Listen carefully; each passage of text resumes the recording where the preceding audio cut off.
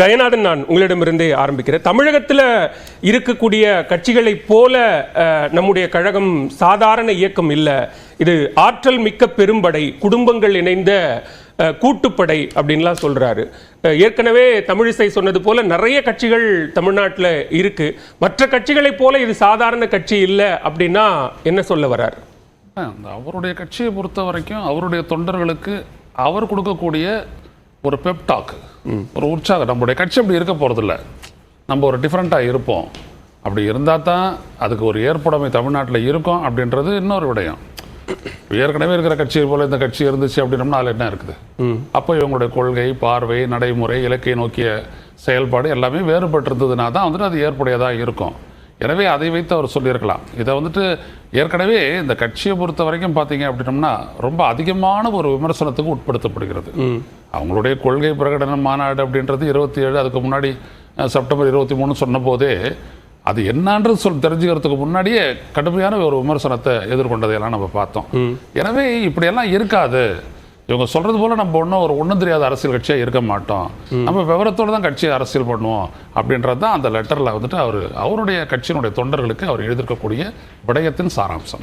இப்போ மிக முக்கியமா இதுவரைக்கும் வெறும் அறிக்கை வாயிலாக பேசிக் கொண்டிருந்த தாவேக தலைவர் இத முதல் கடிதம் அப்படின்னு குறிப்பிடுறாரு. அந்த கடித பாணி அப்படிங்கிறது ஏற்கனவே தமிழ்நாட்டு அரசியல்ல புதிது அல்ல. அதே பாணியை தற்போது விஜயும் கையில் எடுத்திருக்கிறார் அப்படின்னா அதை எப்படி பார்க்க வேண்டும்? ஒரு சரியான ஒரு விடயம் தான், அதை பற்றி ஒன்றும் இல்லை. எப்பொழுதுமே ஒரு கம்யூனிகேஷன் இருக்கணும் ஒரு கட்சியினுடைய தலைவருக்கும் கட்சியினுடைய தோழமை சக்திகளுக்கும் தொண்டர்களுக்கும் இடையே அப்படிப்பட்ட ஒரு தொடர்பு இருந்துகிட்டே இருக்கணும். நாம் என்ன செய்ய போறோம், என்ன நினைக்கிறோம் அப்படின்றத அவர் சொல்லிகிட்டே இருக்கணும். அந்த தொடர்பு இருக்கணும். ஏன்னா இது வந்துட்டு ஒரு திரைப்படம் அல்ல, இது வந்துட்டு அன்றாடம் இயங்கக்கூடிய ஒரு அரசியல் கட்சி. இந்த கட்சியை பற்றிய எதிர்பார்ப்பு, அந்த எதிர்பார்ப்பை நிறைவேற்ற இவங்க நடத்தக்கூடிய முன்னெடுக்கக்கூடிய கொள்கைகள், போராட்டங்கள், ஆர்ப்பாட்டங்கள், இப்படி ஏராளமான செயல்பாடு இருக்குது. அப்போ ஒன்றுத்துக்கும் அவர் வந்துட்டு சொல்லிட்டு தான் இருக்கணும்.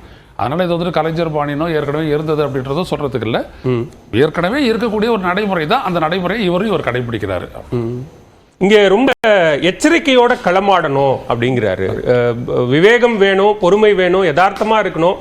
ஆனா அதே நேரத்தில் ரொம்ப எச்சரிக்கையோட களமாட வேண்டியது அவசியம் அப்படின்னு சொல்றாரு. ஏன் அப்படியான வார்த்தைகளை பயன்படுத்த வேண்டிய தேவை ஏன் வந்துச்சு? ஆமா, நிச்சயமா அப்படியான தேவை இருக்குதுன்னு தான் நான் நினைக்கிறேன். ஏன்னு கேட்டீங்கன்னா, தேவையற்ற அழுத்தங்கள், தேவையற்ற கேள்விகள், தேவையற்ற நிபந்தனைகள் இதெல்லாம் ஒரு கட்சியின் மீது போடும்போது நம்முடைய ஒரு சின்ன செயல்பாடு கூட ஈர பேனாக்கி பெருமாளாக்கி அதையே ஒரு பெரிய குற்றச்சாட்டை ஆக்கிடுவாங்க. இதெல்லாம் வந்துட்டு அரசியல் ரொம்ப சகஜம்தான். எந்த ஒரு கட்சியும் புதுசாக வரக்கூடிய ஒரு கட்சியை வந்துட்டு வரவேற்காது. கூட்டணி வர வரைக்கும் அது வரைக்கும் வரவேற்க மாட்டாங்க. அப்போ அந்த கட்சி என்ன பண்ணுவாங்க, எடுத்தபடியே ஒன்றும் இல்லைன்னு தான் சொல்லி. அப்போ புதுசாக வர கட்சிகள் மேல விமர்சனங்கள் இருக்குன்னா அதை எப்படி நம்ம தேவையற்ற விமர்சனங்கள்னு சொல்லிட முடியும்? அப்போ விமர்சனங்களை எதிர்கொண்டுதான் கட்சி வளரணும் அப்படிங்கிறது தானே சரியான அணுகுமுறையாகவும் இருக்க முடியும். சரி, அந்த கட்சி அதனுடைய கொள்கை பிரகடனத்தை வெளியிட்டோம், அதனுடைய பாதையை சொல்லட்டும், அதனுடைய இலக்கு என்னன்னு சொல்லட்டும். இப்போ அதில் அவர் சொல்லியிருக்காரு, தமிழ்நாட்டு மக்களினுடைய தேவைகளை முழுமையாக நிறைவு செய்திட அப்படின்னு அவர் சொல்லியிருக்கிறாரு. எனவே அந்த இடம் என்ன அப்படின்றத அவர் பேசும்போது தான் தெரியும். எனவே அது பேசுறதுக்கு முன்னாடியே வந்துட்டு ஒன்றும் இல்லை, அப்படிலாம் ஒன்றும் இல்லை, இது ஏற்கனவே இன்னொரு திராவிட கட்சி, எவ்வளோ விமர்சனம் வந்துச்சு பார்த்தோம். நம்மளே ஒரு 3வது 4வது வாதம் பேசிட்டு அந்த மாதிரி நம்ம பேசியிருக்கோம்.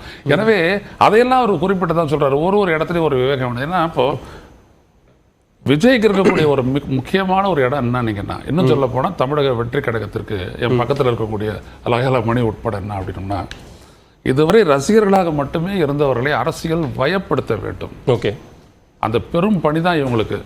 அதில் வந்துட்டு விஜயும் இன்க்ளூடடு, அவருடைய தோழர்கள் அவங்க எல்லாமும் இப்போ முன்னாள் ரசிகர்கள் இன்றைக்கு தோழர்களாகி தொண்டர்களாகி அரசியல் செயல்பாட்டர்களாக அவர் ஆகணும் அப்படின்னோம்னா அது மிகப்பெரிய ஒரு பரிணாம தொடர்ச்சி. அது ஆகணும் அப்படி சாதாரணமாக நடந்துடாது அது. எனவே அவர் சொல்லும் போது என்னென்ன எச்சரிக்கை, உன்னுடைய நடைமுறை அங்கேருந்து வர்றதுலையும் சரி, நடந்து கொள்வதிலையும் சரி, எல்லாவற்றிலையும் வந்துட்டு ஒரு கட்டுப்பாட்டை கடைபிடியுங்கள் அப்படின்றத அந்த விவேகம் என்பதற்கு ஒரு பொருளை நான் கருதுறேன். சரி, ஓகே, முதற்கட்ட பார்வையை எடுத்துக்கிறேன். திரு திராவிட ஜீவா, இந்த கடிதம் ஒவ்வொரு முறையும் அறிக்கைகள் என்பதே வரிக்கு வரி டீகோட் பண்ணப்பட்டு தான் இருந்தது. இந்த முறை இது கடிதம் பாணியில வந்ததுனால அதில் இருக்கக்கூடிய வரிகள் ரொம்ப முக்கியத்துவம் வாய்ந்ததா, பல அரசியல் தலைவர்கள் அதற்கு எதிர்வினை ஆற்றக்கூடிய ஒரு கடிதமாக மாறி இருக்கிறது. உங்களுடைய முதற்கட்ட பார்வை? எனக்கு தெரிஞ்சு விஜயனுடைய அரசியலை எந்த அரசியல் கட்சி தலைவரும் மிகப்பெரிய அளவில் எதிர்த்த மாதிரி எனக்கு தெரிஞ்சு யாருமே தெரில. வெளிப்படையாக எல்லாருமே ஊடகமாக சொல்கிறாங்க அரசியல் நிபந்தனை வைக்குது, அழுத்தம் கொடுக்குது அப்படின்னு சொல்லிட்டு இதுவரையும் வந்து விஜய் தரப்புலையும் சொல்லலை வெளிப்படையாக. அரசு வந்து அழுத்தம் கொடுக்குதுன்னு விஜய் தரப்புலையும் வெளியே சொல்லலை. அதே நேரத்தில் எந்த அரசியல் கட்சி தலைவரும் விஜயனுடைய அரசியல் வருகையை மிகப்பெரிய அளவில் வந்து உச்சி முகர்ந்து பாராட்டவும் செய்யலை. இது ஒண்ணுமே இல்லை அப்படின்னு சொல்லி யாரும் பேசவும். நாம் தமிழர் கட்சியினுடைய ஒருங்கிணைப்பாளர் சீமான் வரவேற்கலையா? வந்து நீங்க சொல்ற மாதிரி உச்சி முகர்ந்து வரவேற்றதுல அவர் முக்கியமான தலைவரா இல்லை. வந்து சீமான் வந்து ஒரு வேற அரசியல் களத்தில் இருக்காரு. ஏன்னா சீமானும் விஜயம் வந்து தமிழ்நாட்டு அரசியல் களத்துல தானே இருக்காரு. தமிழ்நாடு அரசியல் களத்தில் இருந்தாலும் சீமானும் மிகப்பெரிய தாக்கத்தை ஏற்படுத்திய அரசியல் தலைவர்லாம் கிடையாது. இப்போ இந்த ஒரு கடந்த சட்டமன்ற தேர்தலில் ஒரு 8% வாக்குகள் கிட்ட போயிருக்காரு. அதுக்கு முன்னாடி வந்து மிகப்பெரிய அளவில் அவர் அரசியலில் தாக்கத்தை வெளியில் பேசலாமே தவிர ஒரு அரசியலில் வந்து மிகப்பெரிய தாக்கத்தை ஏற்படுத்தின தலைவராக, ஒரு அரசியலில் வந்து வெற்றி தோல்வியை தீர்மானிக்கிற சக்தியாக வந்து சீமான் இல்லை. இதுக்கு முன்னாடி தேர்தலில் இல்லை.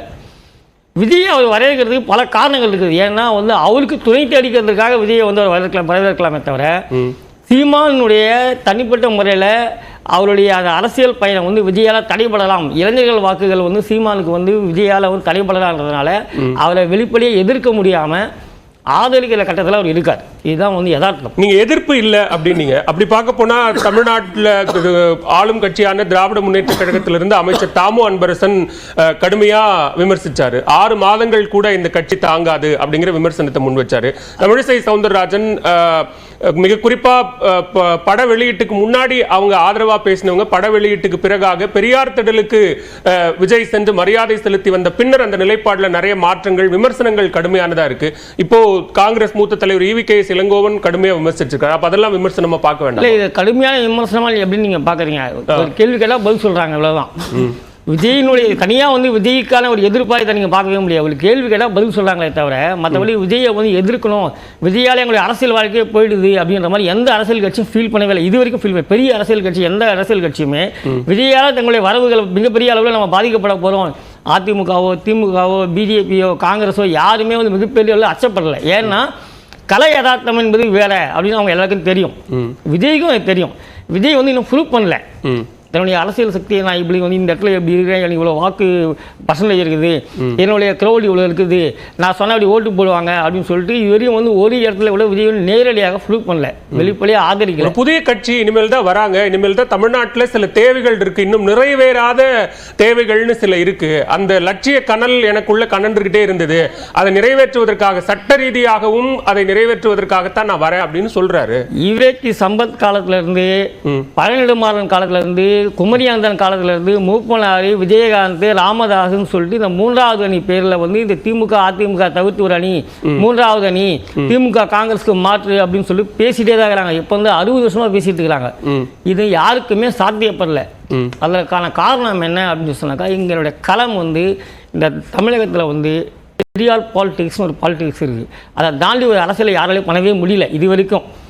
அதனால் அந்த பெரியார் அரசியலை கையில் எடுத்து இந்த அரசியல் மாற்றத்தை கொடுக்க முடியுமா முயற்சி செய்கிறார்.